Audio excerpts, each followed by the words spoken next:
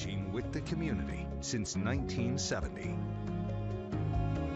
This is WIS Awareness with Billie Jean Shaw, a Black History Month special. Happy Sunday to you. Thank you so much for joining us on Awareness. It is February and we are celebrating Black History Month all month long here on Awareness. I'm going to actually be bringing you little known Black history facts all across the Midlands, kicking off our series today, the Palmetto Cemetery Association. If you're not familiar with the Palmetto Cemetery, it's located on Fairfield Road in Columbia and was established back in 1920 as one of the first cemeteries in the city where Black people could be laid to rest. Now, this was once a crown jewel here in the city, but as years have passed, families sometimes have seemed to forget about the cemetery and the history of it. But of course, the Palmetto Association is making sure that that bit of history is not forgotten. So joining us today, Vanessa Briggs, who is the president of the Palmetto Cemetery Association, and Mr. Straywell Patterson, who is the executive director of the Palmetto Cemetery Association. Thank you so much for joining me today. Thank you so much for having us. Yes, I'm glad that you're here.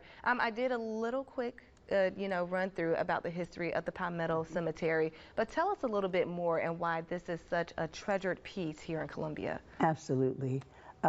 The cemetery, the original owner of the cemetery was Willis Johnson.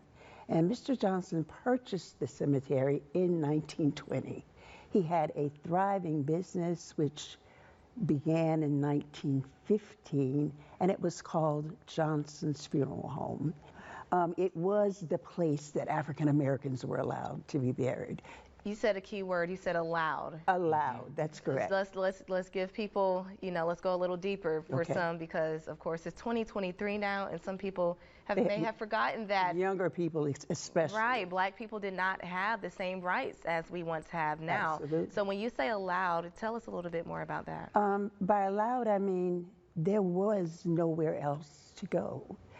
There were other funeral homes, but they did not accept Black people. And Mr. Johnson, he keyed in on that up until his death. After he purchased the cemetery, he took care of the land. He formed the Palmetto Cemetery Association, and that was about around the mid-1940s. Yeah. And so now, 2023, Mr. Straywell, tell us what is the status of the Palmetto Cemetery now and what you have as the challenge.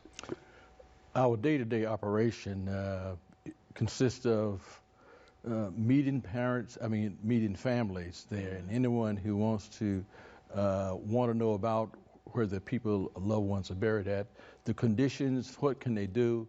And we also have a lawn service now that deals with the beautification, the grass cutting, the redoing the graves, removing the debris from the areas, on and on and on.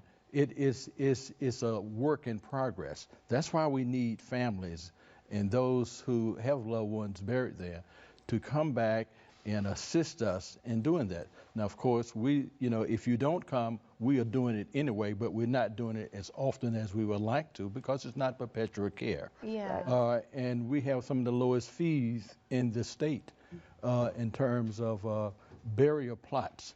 You buy the property. When you buy a plot, that's your property. Yes. And we just ask that you come back and help to keep it clean. So what would be your charge to folks watching this who know, maybe I heard my great-great-grandma was out there, or my aunt is out there, and while I personally may not have known them, I want to be a part of helping them. What would you tell them? I would tell them, if you have lived in the city of Columbia, you have someone out there. It could be a third or fourth generation of a family member.